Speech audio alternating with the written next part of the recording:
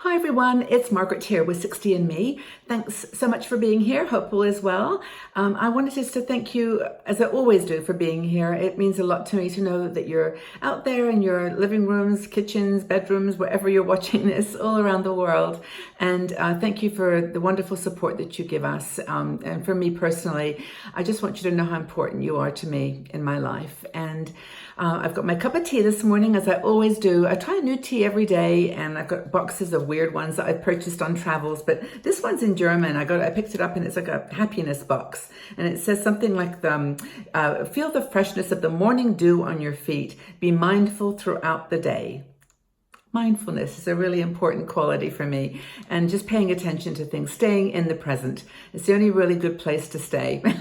Don't go to the past or the future. Stay where you are right now. So I've got my cup of tea. It's a spiced tea. So I hope you've got one that's good for you too.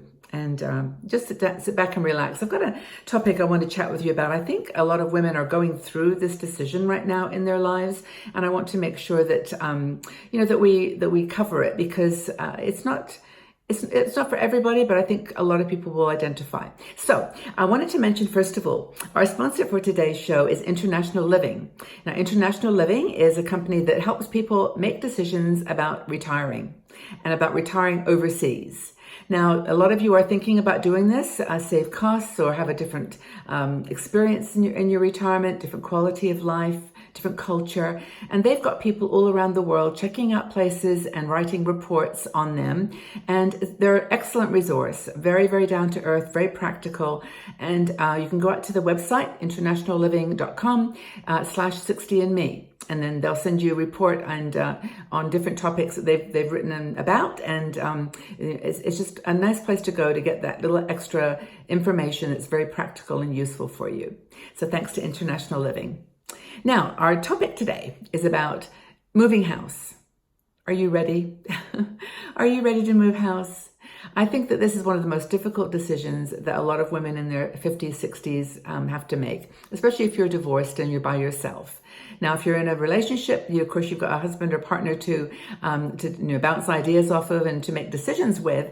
But if you're by yourself, that decision to downsize, to move to a smaller place is a big one.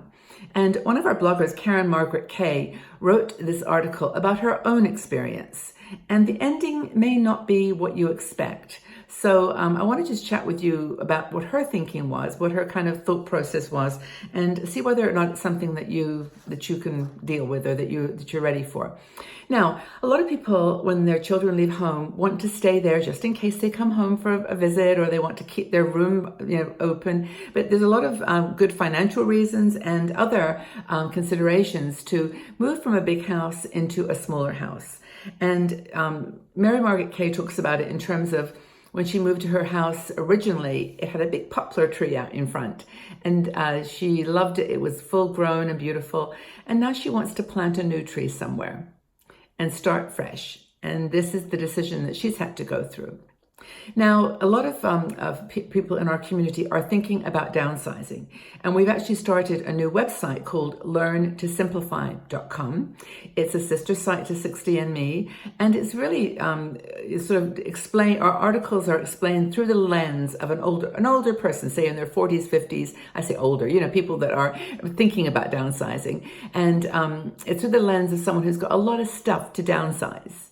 It's great when you're 20, 30, you can probably keep things under control, or maybe just go through the phase of accumulating, which we tend to do. But then there's this period where we just are ready to say yes to things that we really, really want and let other things go. And so the lens on learntosimplify.com is for a person who's got a garage full of stuff, or an attic full of things, storage unit full of things they want to pass on to someone else. And those women in their 60s and 70s who are thinking, it's probably a good idea not to have to burden my family with all these things as I get older and, have to make the decision to move on from here. So that's an important set. Anyway, Learn to Simplify is all about simplification. So she talks about this as a positive. She's done all the downsizing. She's, got all the Marie Kondo techniques for joyful living. But she says, I can't quite let go. I just can't quite let go. She said, I look at all the things, maybe as you're looking at them. And I say, for example, oh yes, I know that, having a smaller house is going to be easier. I won't have to worry about maintenance costs and shoveling the snow and keeping track of the garden. But she said, I like that. I like doing the garden. I don't mind doing the snow. I actually quite like the chores because they make me feel like I belong here. This is my home. And I feel like I'm not quite ready to say a simpler life is what I want, that I really want to stay in my place a little bit longer. And these activities actually provide structure in my life. They provide meaning in my existence. And so for that reason, she kind of negates that argument that living in a smaller place would be less trouble, less work. And she says in that process of downsizing and letting go of things, she realized that she actually likes a lot of her things. She likes the things that she's got. Now, this is where I want to step in and say this is great because in the perfect downsizing world, you're not giving away everything that you love. You're just saying yes to the things that are precious and special. And you're, in fact, doing the same thing that Karen talks about. You're actually downsizing to create the person that is you. And I think that's really, really valuable. Now, the other thing she talks about is the garden. Let's talk about the garden. And this is the tree that she wants to plant, this new tree, is that gardening is super hard work. If you've got arthritis, which Karen says she does, and you're feeling a little bit under the weather sometimes, you don't want to be out there in the mud and rain doing your garden. But she says, it's a gift that keeps on giving. It's a beautiful thing to have in my life. And she says, I really right now want it. I want to have my garden. I can't, give it up. But of course, as I said, it comes with a price tag. The price tag for her is sore knees, and she struggles with that. And she says, well, maybe there's going to be a time when I'll be ready to let that go. I know, she says, I can't sustain this lifestyle forever. I can't keep going like this until I'm in my 90s. My garden will need more care than that. But for now, she says, I'm going to keep going with my garden. And of course, there's the practical things. Like, we mentioned if you sell your house and make some money from the sale, you can invest that and do really well. It can really help you in your 70s and 80s and 90s to have the extra money. But right now, if you're in your 50s or 60s and you're not in a position like where you haven't paid the mortgage or you've got financial commitment in the house, and you're in a city where the values are going up, it may be worthwhile holding on. I'm kind of giving you two sides to the story here because I don't ever want to be sounding preachy, like you must do this or you must do that. Yeah, of course. I mean, I've got my beautiful little card from my inspirational deck of cards, which I read every single day, and so do thousands of other women. It's a beautiful way to remind yourself of what's important in life. You just pick a card, story on the back. But this one I picked up, to support, this is Simplify Your Life. And on the back, it actually says, downsizing isn't about getting rid of all your stuff. It's about making room for your passions. And it's about moving into a smaller house, it's just living in a smaller world, like bringing your things down to a smaller level. So that's the thing about this argument or this discussion about downsizing. I'm all for staying where you are in your house if that's where you want to be. And I know a lot of women in our community do want to be there. If your home is going to increase in value and you need that little extra security for a few more years, that's fine. But the most important thing, and I think that Karen says this very beautifully, and I'd encourage you to read the article, is just listen to your intuitive self.